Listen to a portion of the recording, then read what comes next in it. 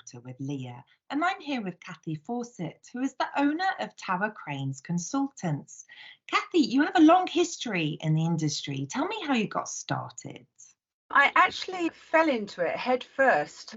I was going for an interview which I thought, well, it was a very long time ago, which I thought was for a cinema type of company because they were called multiplex. And I took that as, at the time, that it was to do with cinemas. And when I walked into the reception, there was all these pictures of buildings around, and I thought, this isn't anything to do with cinemas whatsoever. I should have done some research, shouldn't I? And I was temping at the time, and it was the multiplex construction company, and was temping at the time and absolutely loved it. Did not want to leave construction. And they were looking for somebody to do some health and safety and some Section 106 stuff, which is with all the residents, and got into it through health and safety. And then they were looking for somebody else to look at the AP work, which is an appointed person. I hadn't a clue at the time what an AP was. Just said, yeah, okay, I'll do that. I'll go for the training. Went to the training and loved it, and haven't looked back since. That it was really did fall head first into it. Yes. What an amazing start. I've never heard a story such as this one. And obviously the transition since then, how did you build up your business from then and to now? Because you work with a lot of big companies. Yeah, so I worked within the Barclay Group, and the Barclay Group have an awful lot of subsidiaries underneath. So they've got all the Saints, the St James, St Williams, St Edwards. There's lots of them, and I was working with St James, and then I moved on to, I did the Athletes Village. I was very lucky to be one of the members on there. I was very lucky to be on the Shard. I did Wembley, White City, the Westfield shopping centres. I had some really, really fantastic projects to work on. And it just grew from there, as in looking after the tower crane side of it. And then a lot of people were saying, oh, it's a shame that you actually work for a company because you could actually come and do some stuff for me, but I can't look after you completely. You know, I wouldn't be able to earn enough money that way. So why don't you actually do some consultancy? Why don't you leave and become a consultant? And I was like, oh, no, I don't think I could do that. And the more I thought about it, the more I actually thought, actually, I think I could do this. And that is exactly what happened. So I started up another company called Safe Oaks Lifting. And I was very lucky to know a very lovely gentleman by the name of Paul Phillips, who in the lifting industry is very well known. He's now retired, and he owned Tower Cranes Consultants Limited. So he brought me on, and I just went from strength to strength within that company, and eventually, after many years of working with him, and bought Tower Cranes Consultants Limited, and it's carried on ever since. So on a day-to-day basis, what does your role entail? Every single day is different, and I like that. It's great that it is. So, I mean, to start off with, I may get a telephone call from a company that says, we want to put up a tower crane. So I will go in and we'll talk about what they actually need. So what type of tower crane they're going to need. Do they need something that isn't going to oversail? Do they need a very big crane or a very small crane, or the height of the building? How much do they want to lift? So it's all kind of like that. Then they will go out to the tower crane suppliers, and they will obviously tell us what kind of cranes we're going to need.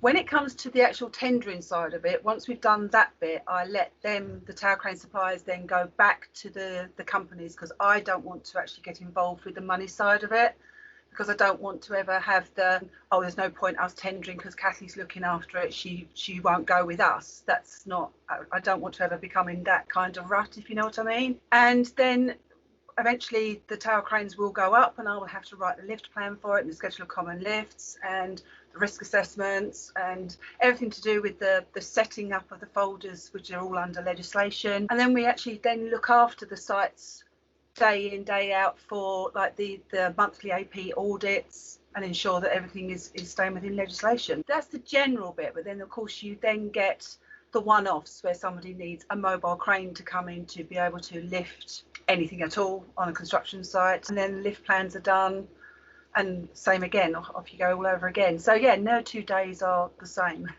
And of course, you're a specialist in safety training. Tell me more about that.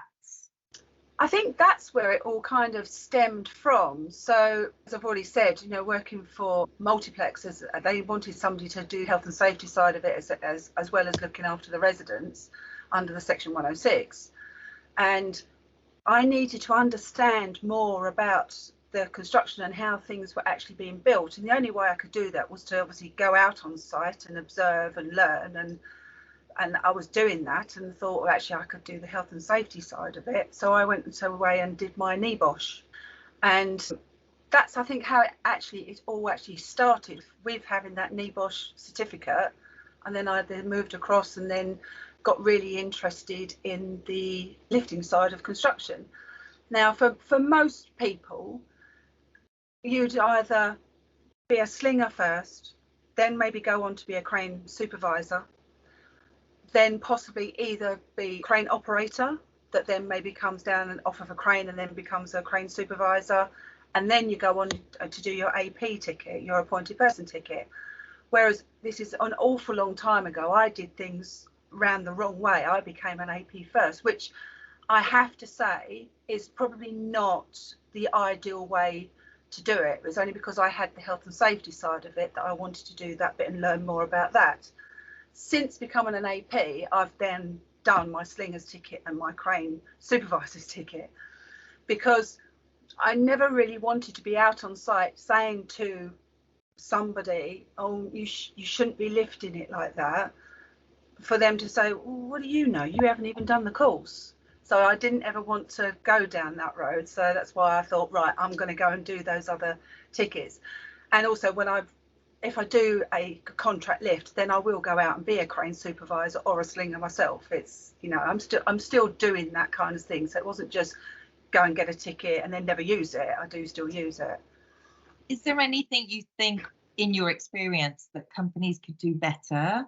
I think in a way, because you have a tower crane, obviously, that is at height, it's up in the air. And I think you can get quite complacent with lifting, because it's up in the air, you're walking around on site and you're maybe looking at eye level, and I think in the industry, I think maybe the tower cranes are just really taken a little bit for granted.